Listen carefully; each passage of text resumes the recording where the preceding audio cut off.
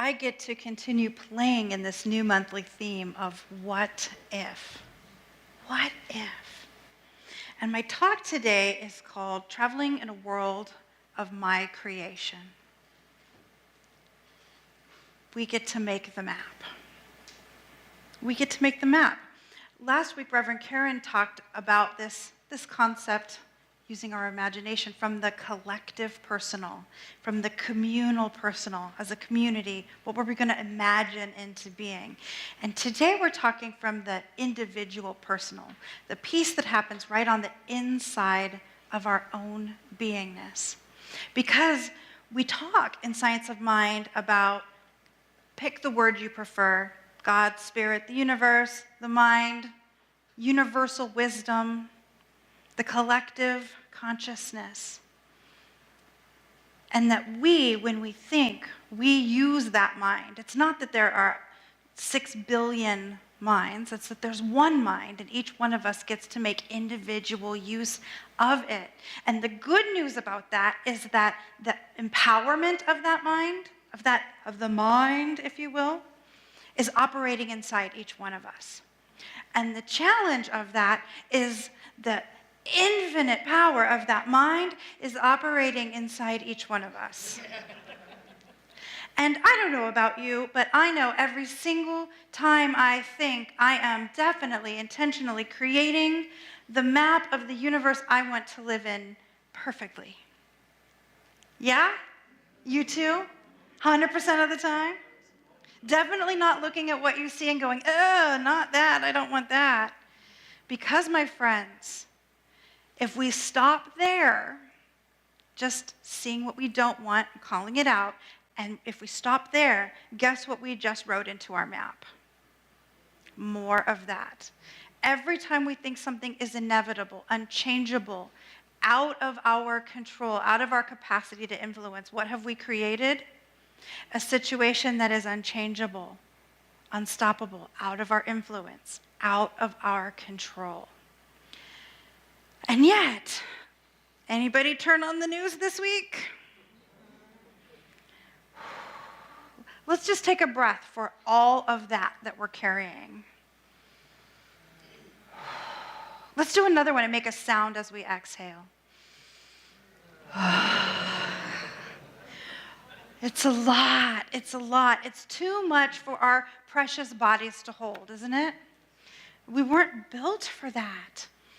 And so I ask myself, and odds are you do too, what am I to do with this? What kind of map of my life am I to create that somehow impacts wars and court cases and democracy and whatever happened at work this week and the child we know that's struggling and everything else? How am I to do that? And we have this temptation, maybe you don't, but I sure do, to start moving around the stuff. Well, if I just talk to her and tell her to do this, and then we convince those people to think about it differently, and then we make a law, or we have an election, or we go on the news and make a pronouncement, that's going to make everything better. And is that starting from the place of strength? Nope, because where does everything that ever is created start? In consciousness. It starts in consciousness. Before the light bulb was created, somebody thought of the idea. And then a whole bunch of people made a whole bunch of virgins that didn't work. And then somebody made one that did. But that one could never have been made if someone hadn't said, you know, I think there's a way to do this. The way I see this glow when electricity is applied to it, enough of that glow makes light. Can we create an artificial light out of it? And we are forever walking out that moment again and again and again when we look at the world and we see the world and we say, that's the world. It's always been this way. It's always going to be this way. We have declared that that's what it's going to be. But we have a choice. We can choose if we want to. I'm going to guess if you're in this room, you're at least considering wanting to. We can choose to do it differently. We can choose to go into that consciousness that we're all carrying around and create something different. And it starts with listening within. One of my great favorites of all time, Parker Palmer, said, "Before I can tell my life what I want to do with it, I must listen to my life telling me who I am." I must listen to my life telling me who I am. So that's looking at desire as the creative impulse. And that's how we talk about it in Science of Mind, that impetus that rises up from the inside, that deep wish to see something different, that is the voice of the divine or your highest wisdom self, that voice of clarity speaking within you. Now, my Eastern studies students, take a breath. Take a breath. Because I can hear you, you're sending me thought waves. But that's the ego. The ego is telling me these things, and I need to transcend the ego. Do you feel better that I said it out loud? And yes, there is the voice of unbridled, non-life affirming desire. I can just burn it all down. If you've ever quit a job in a blaze of glory, you might know what I'm talking about, where you're just like, rip it all down. If you've ever chased something that you knew wasn't yours, you might know what I'm talking about. But we can tell the difference on the inside of ourselves. One voice is claiming, grabbing, screaming, breaking. And one voice is calm, expansive, love-influenced. And so that's the first thing I'm going to hope that you take in, is that when we go into the quiet, whether we call it meditation or just, the quiet walk, the knitting time, the petting the cat, when we go into that sweet space, we can tell which voice is talking. Just because a voice is calling you bigger than you think you can go, doesn't mean it's the ego. Feel into the emotion of it. We talk about this thing called God, the universe, the divine. Sometimes I will call it the way things are, like the universal rules of just how stuff is. It's in you. There isn't any other way for you to be here. I just can't buy into the idea that molecules got together and all of a sudden created thinking, creative, emotion-holding, relationship-building beings. You can think that if you want. The nice thing about this place is you really can. You can think that if you want and sit in these seats every week. For me, I feel like there's more to it. There's more to it. So goal number 1 is to let go of the fear of the ego noise. Just let it go. What would it be like to just let it go? Now, I know you're smart. I know almost every one of you personally, and I know this is a weirdly intelligent group of people. I believe to the center of my being that if the ego is screaming for something that is not in your highest and best, that you're gonna know that's what's happening. So we can just let go of that superstition that the ego is a monster that's gonna come get us in the night, and all of a sudden you're a terrible person. Surprise! We're gonna let that go. We're gonna let that fall away. And we don't have to think about this for just people like us, for New Thought people, or even for people of faith. Because the truth is, we all want the same thing. We just don't necessarily agree with how to get it. We all want to be seen. We all want to be valued. We all want to be loved. We all want to be safe. The people in Iran right now want those things. The people down the street want those things. The people legally in the United States want those things. The undocumented people in the United States want those things. We have lots of ways Probably as many ways to get there as there are people on the planet, right? So we can kind of crack our mind open just a little bit to this idea of who is involved in this thing that we call the oneness. Just let it peek. It invites us into some inner work. And here's the number one piece of inner work. Are you ready? Stop arguing for your worthlessness.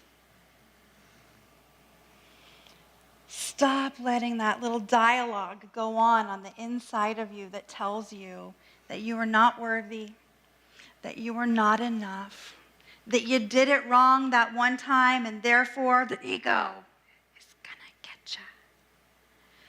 Oh, we're new with every fresh breath. We don't have to carry that with us. We can lay it down. Notice where the narratives make you shrink. The narratives about your gender, your sexuality, your age, your place of origin, your level of education, what you've done so far, none of that impacts beyond what you allow it to, what you do now. Speaking from a platform that has only ever had female senior ministers. Wasn't so very long ago that there were no female senior ministers. Karen and I both grew up in a world where we were told that wasn't even a thing that we could dream of, couldn't even reach for. I grew up Catholic. It's still that way over there. Maybe that's why there's so many Catholics in this room. Maybe so, maybe so. When we start to be serious about rearranging our inner map of what our individual lives are going to look like, something really interesting happens. Because more acceptance and normalizing that natural, spirit-driven desire of our own means less judging anybody else. It means we open up to this idea that, wait a minute, what if that thing that person over there that I don't understand at all, is that healthy desire showing up uniquely in them because they are uniquely them? It probably is. And it makes us curious to understand. The best question is not, why did you do that? Or why didn't you do what I wanted you to do? The best question is, what's the desire here? What are you hoping for? Then we get to actually have a conversation that means something. Then we get to touch heart to heart. And we may never agree with their chosen action, but since when are we going to agree with everybody's chosen action about anything? I left my house at 8:55 this morning, and I had already fired my husband. He'll probably be fired at least 3 more times today. And I let him live in my house.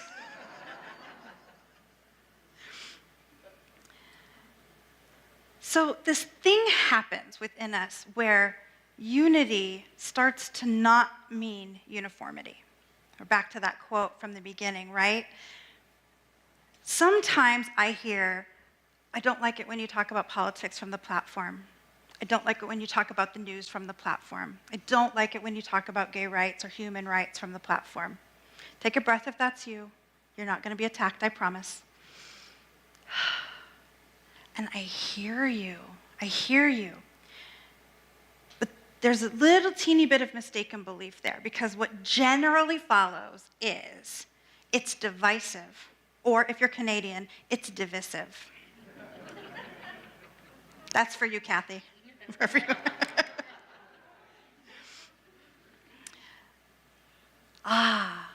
And we've gotten confused. We think oneness and unity mean there's only one, which we do believe, therefore every expression of the one has to be exactly like me, and please don't call my attention to when it's not, because that means I can't love them. Breathe that in. It does not. Our sweet Ernest Holmes, who is the founder of our teaching, for anyone who is not familiar, wrote it. That reading from earlier today was from page 4. You know we put the good stuff in the front of the books, right? Page 4 of this thing called You. We are all one, but we are each a unique walking out of that oneness. And unity does not mean uniformity. It can't. Because if we had uniformity, we would not have creativity. And everything that ever has been created or walked out has been an expression of creativity, of that place where we create the map of that which is ours to do and be, and somehow that walks out through our actions into the making of something new. Reverend Joyce, who's our founding minister, had an idea. It rose up in consciousness to create a new kind of community. And I'm sure Nancy Harkins can tell me exactly how many years ago that was, but 30 years ago, a group of people came together and visioned on it. And now here we are, I think 37 years? 37 years. Our birthday was a couple of weeks ago. 37 years later, we're still having these conversations of how can I be more who I really am? Unity doesn't make us the same, but it does make us responsible for one another. Part of the job of being the hands and feet of the divine on earth means making space for one another. And we're really good at it here in like-minded company, where we have principles to lean into that we know are shared. And it's beautiful, and I will not take anything away from what we have built together here. But the world does not need us to keep it in this room. The world does not need us to only be that way together. The world is calling out for this idea. It's important. It's so important. I'm speaking slowly. And we know how much work that is for me. This is not my nature. So here's a practice I invite you to take into the rest of your week and your month and your year. And it is the question, take a breath and join me. Who is not in the room of my imagination? When I am creating this map of my mind, who is not even being considered? And even more so, who am I intentionally closing out? Now, we know when we're closing people out, right? We're aware. It's the unconscious non-consideration that gets us. It allows us to do things like drive by homeless people and not even think, is there something I can do to ameliorate homelessness in the Valley of the Sun? It allows us to know a friend is suffering and find reasons to not pick up the phone. It allows us to not even know what's going on in the world around us. And I understand the need to minimize emotional impact with the news. But if you don't know what I'm talking about when I say Iran or files or elections, how do we make an impact in a world we don't even consider? We have to know enough about the world around us to be invited into the solution. And the solution, despite many bombs and many arrests and many arguments and many fist-pounding, screaming congressional interviews, boy, those do get dramatic, don't they? The answer always starts in consciousness. It always starts with an idea. We honor shared principles, but are we allowing many expressions of those principles? Or are we turning the people we disagree with into either nothings that don't deserve consideration at all, or enemies to be attacked? That is divisive. That is not unity. And it requires us to think about it differently, doesn't it? And so we get invited into the process of cultivating our inner climate. Now, this does not mean, let me do an impression, controlling every thought I ever have and punishing myself should a negative thought wander through. That's going the same superstitious way of fear of the ego leading us aside. You're going to see things and think, that's what that is, right? The key is, what do you follow it with? What do you follow it with? So I'm going to invite you into two key questions. And this is what I hope, more than anything, you carry home with you today. The first one is, before responding to whatever is going on in your world, ask, what from me reduces harm and increases dignity? You notice that doesn't say anything about that I agree with or that I think they should do. What from me reduces harm and increases dignity? And then we have a nightly question, just reviewing. Did my thoughts today widen my circle or tighten it? Peace will never come from little groups who only agree with each other, not talking to anybody else. I had a beloved congregant say to me recently, there's always been war, there will always be war. It's always been like this. Stop making a big deal of it. And you know what? She's right. There has always been war. But I couldn't do this job if I didn't believe that there was the possibility that through consciousness, it can be different. Through our own use of our own thoughts and ideas, and then naturally doing that treat and move your feet thing we like to talk about, where we pray, we catch the vision, and then we move forward with the wisdom we are given from within. That's the path. And I can't tell you what it's going to look like, but I can tell you it is possible. I can tell you it is real. And I can tell you that the fact that you are conscious and hearing this message today invites you into the process. So I have a final thought for you from Ernest Holmes. He says, you are to believe with utmost simplicity and with complete faith that there is a pattern of your being, a real spirit of you, which is as eternal as God, as indestructible as reality, and as changeless as truth. This pattern is seeking to manifest through you. Back of it is all the will and the purpose of the universe, all the irresistible laws of being. And finally, it will win. That which you choose to think about, to submerge yourself in, you will act from. And that action is it winning. And so it is.